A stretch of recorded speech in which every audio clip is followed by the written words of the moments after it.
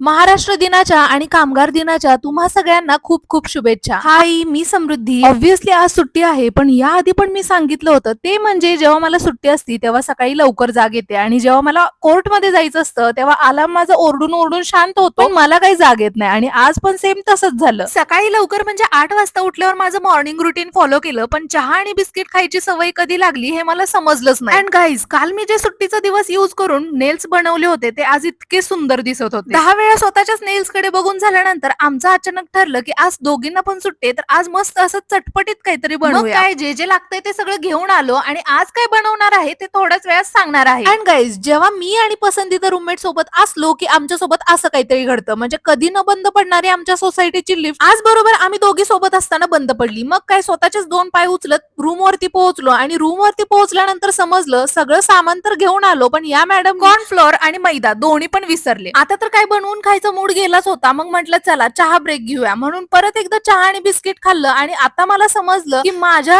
पसंतीदा रूममेटनीच मला चहा बिस्किटची सवय लावली. आज आम्ही बनवणार आहोत मंचुरियन आणि इकडे माझ्या पसंतीदा रूममेट कडे बघून तर मला वाटलं ही कॉलेजला जाते का कुठल्या मंचुरियनच्या ठेल्यावरती पार्ट टाइम जॉब करते. म्हणजे इतक्या पटापट आणि प्रोफेशनल लेवलवर मंचुरियन करत होती ना, मग म्हटलं हिला कॉम्पिटिशन नको, आपण आपलं तळायचा कार्यक्रम उरकून घेऊ. आयुष्यात पहिल्यांदाच मी मंचुरियन बनवत होती, म्हणजे मी फक्त तळायचंच काम केलं, बट गाईज इतकं टेस्टी मंचुरियन झालं होतं ना. वेट, रिव्ह्यू ऐकवते. एक नंबर,